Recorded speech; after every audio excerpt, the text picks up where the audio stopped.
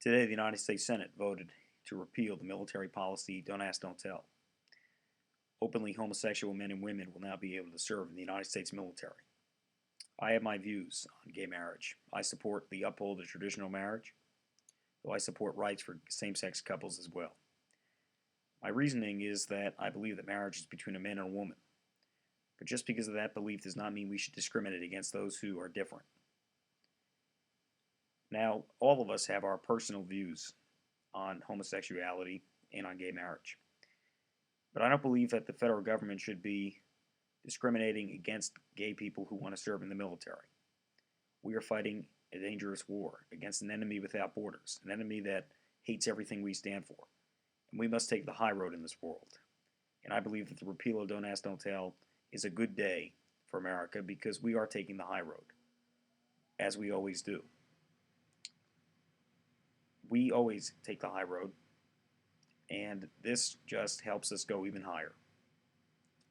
I believe that this repeal is concurrent with the Constitution and what the forefathers intended for this country. Something like this happened, something else historic happened the other day. A Virginia judge stated that President Obama's health care plan is unconstitutional. The President's health care plan is flawed.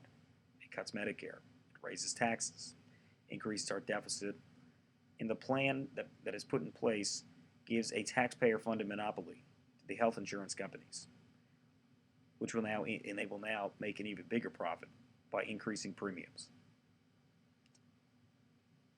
The President's health care plan needs to be repealed and replaced.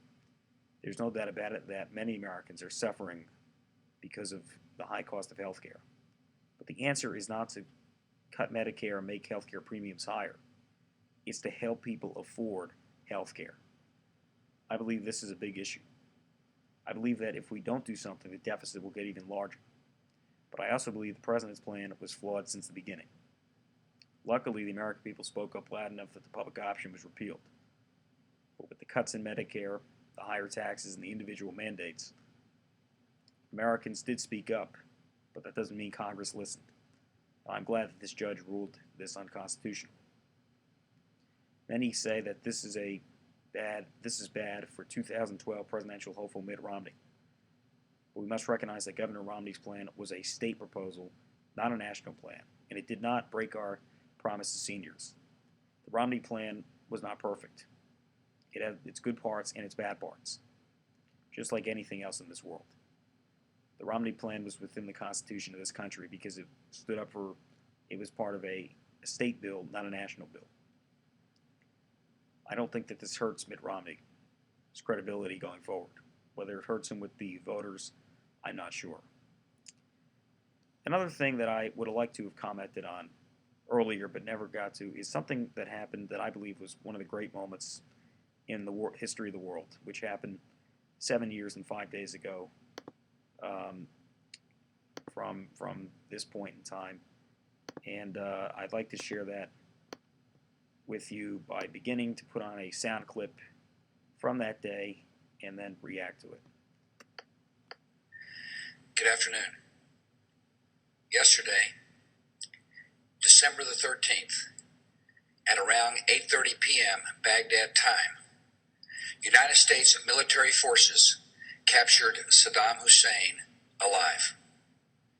He was found near a farmhouse outside the city of Tikrit in a swift raid conducted without casualties. And now the former dictator of Iraq will face the justice he denied to millions. The capture of this man was crucial to the rise of a free Iraq.